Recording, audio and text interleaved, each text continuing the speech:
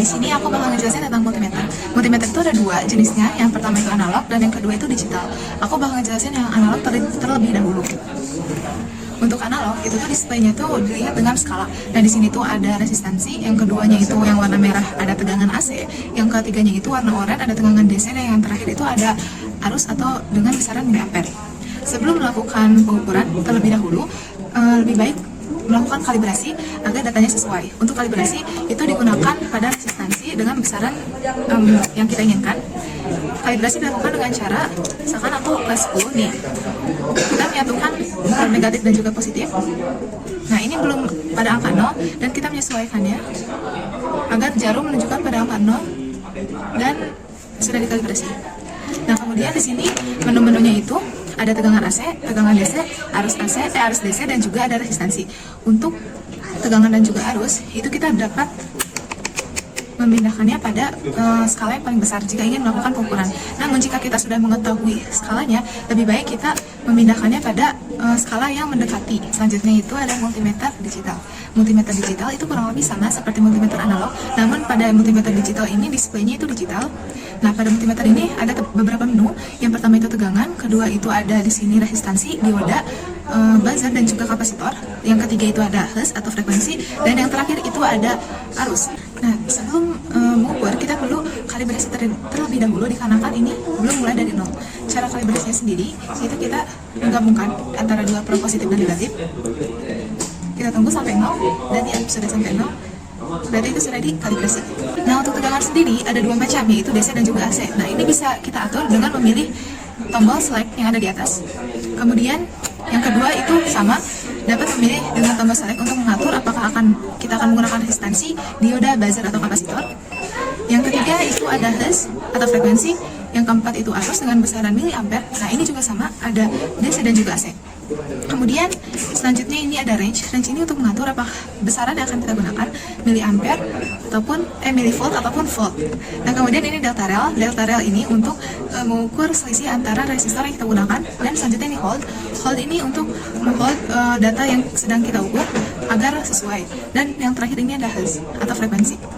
Dan di sini aku akan menjelaskan tentang DC power supply. Sebelumnya dinyalain dulu dengan tombol power on off-nya. Nah, sebelum jelasinnya, aku bakal jelasin dulu kalau misalkan DC power supply ini ada 3 input channel. Yang pertama yang channel 1, channel 2, dan channel 3. Dan yang ini untuk input ground bumi. Nah, channel 1 dan channel 2 ini punya besaran limit yang sama. Sedangkan channel 3 ini memiliki besaran limit yang berbeda, yaitu lebih kecil. Nah, channel 1, 2, 3 ini dapat dilihat pada display, yang mana ini tuh menunjukkan bahwa memiliki batasan limit yang berbeda-beda. Bisa dilihat pada bagian atas ataupun bagian bawah pada limit. Nah, kita bisa mengubah limitnya pada masing-masing channel, yaitu dengan OVP ataupun OCP. Nah, OVP dan OCP itu merupakan singkatan dari over voltage protection dan juga over current protection.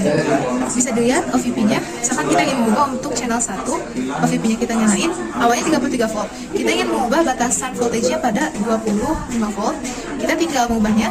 Ini untuk voltage, ini untuk milivolt, ampere, dan juga miliampere.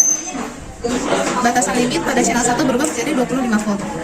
Nah, untuk set sendiri, itu tuh untuk mengubah input yang kita butuhkan. Misalkan kita ingin mengubah voltage-nya menjadi 20.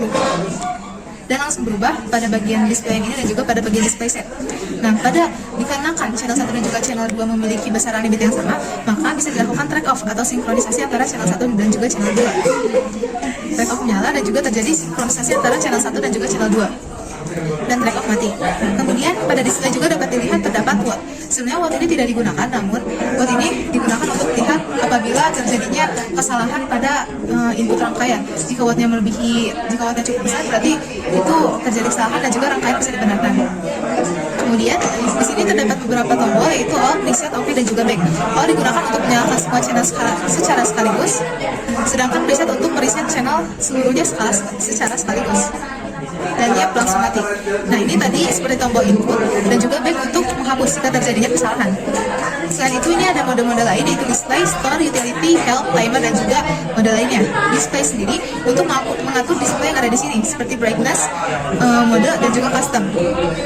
Kemudian selanjutnya store untuk menyimpan data. Utility itu sama aja seperti settings atau pengaturan yang bisa mengatur bahasa, sistem, kemudian Kemudian bisa juga untuk kalibrasi, yang mana kalibrasi ini perlu input password terlebih dahulu yang ada pada datasheetnya.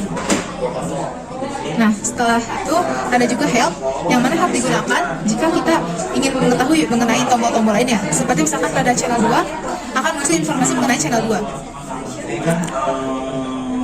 Kemudian selanjutnya ada timer untuk timer, dan juga ini merupakan mode lainnya untuk menambahkan fungsi lainnya. Dan juga ini yang terakhir ada tombol untuk mengubah display dari mode digital menjadi mode analog. Sini aku bakal jelasin tentang function generator yang biasanya dihubungin buat oscilloscope. Pertama kita nyalain dulu tombol power on-nya. Nah, di function generator ini ada beberapa jenis gelombang, yaitu sine, square, ramp, pulse, noise, dan juga arc. Kita tinggal pilih gelombang yang mau kita outputkan. Terus pada function generator ini ada beberapa mode dan juga ada beberapa tombol, seperti tombol local view. Tombol ini tuh digunakan untuk men-split layar atau display agar keluar menjadi dua channel. Jadi kita bisa mengcompare antara channel 1 dan channel 2 secara sekaligus. Dan kemudian tombol ini merupakan tombol untuk input, seperti misalkan kita ingin input frekuensi, kita coba input 10, dan ini merupakan besaran yang dapat kita gunakan, seperti mHz, milihertz, hertz, dan juga kilohertz serta megahertz. Kita coba kilohertz dan channel 1 berhasil terubah.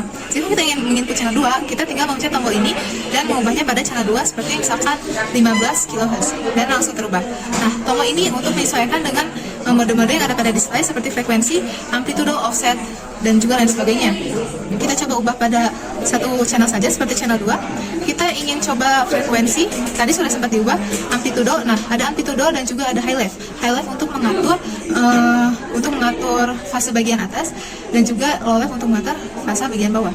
Nah, selain itu ada juga offset. Offset untuk mengatur awalnya gelombang akan dikeluarkan batas tengah, dan juga phase untuk mengatur fase awal gelombang. Misalkan kita akan mengatur 180 derajat seperti itu. Dan selanjutnya ada Alipa. Alipa sendiri untuk mengurangi noise yang akan keluar dari outputan gelombang yang ada pada oscilloscope.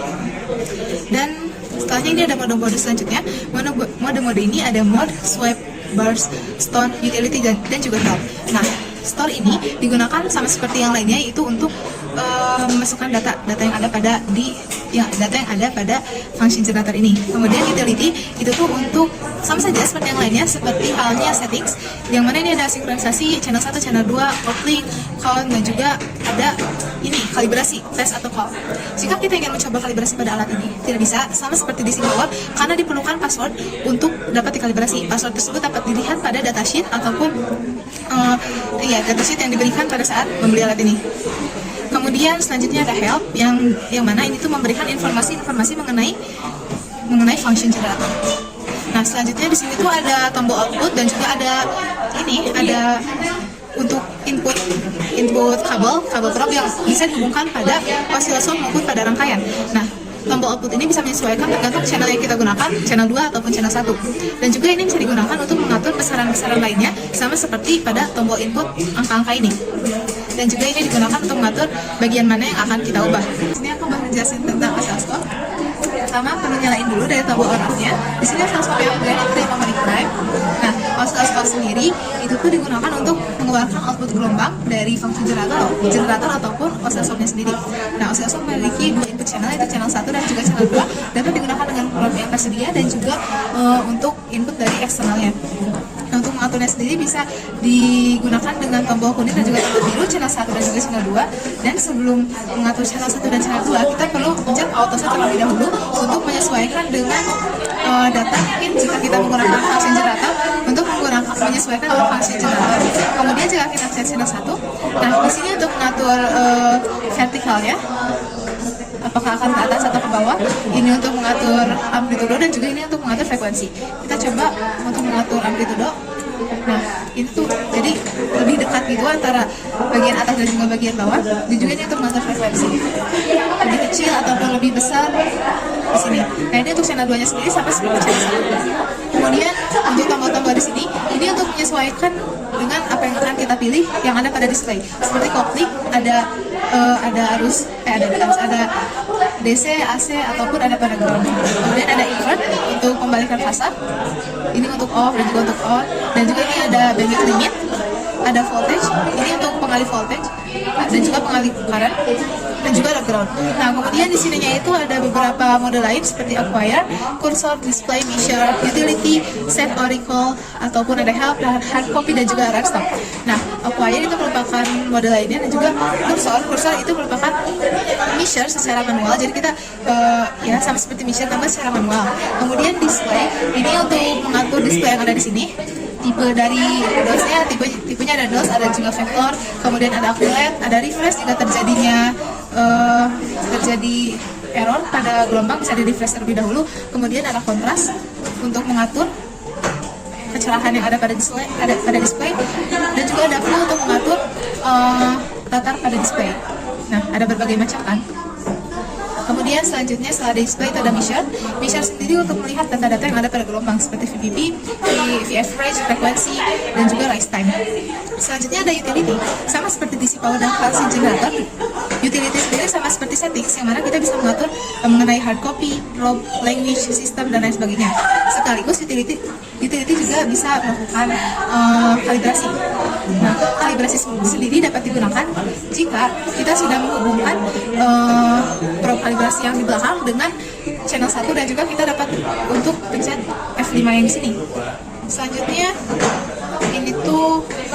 ada hard copy. Nah, selanjutnya ini ada save recall sendiri yang untuk save data yang ada. Kemudian help ini sama seperti yang lain untuk menunjukkan informasi yang ada pada osiloskop. Dan hard copy ini untuk menyambungkan USB yang ada pada di sini, dan untuk menunjukkan data yang ada pada USB ditampilkan pada osiloskop dengan menggunakan hard copy dan juga save recall. Save recall bisa disimpan kemudian dipindahkan pada USB menggunakan hard copy. Nah, kemudian run atau stop ini digunakan sama seperti multimeter yang gunanya untuk mengukur saat kita melakukan pengukuran. Ini dapat digunakan untuk mengukur agar data-datanya tidak berubah. Dan ini merupakan tombol-tombol yang digunakan untuk external trigger. Pada external trigger ini ada menu, single, dan juga ada forge. Nah, ada tambahan yang sebelumnya karena belum sempat menjelaskan tentang tombol mat ini. Tombol mat ini digunakan untuk melakukan operasi antara channel 1 dan juga channel 2. Seperti ini, channel 1 dikali channel 2, kita juga bisa ubah operasinya FFT, FFT RMS, channel 1 tambah channel 2, dikurangin juga perkalian kayak tadi, dan lain sebagainya. Terus juga ada source, ada vertical, dan juga ada zoom pada tombol mat ini.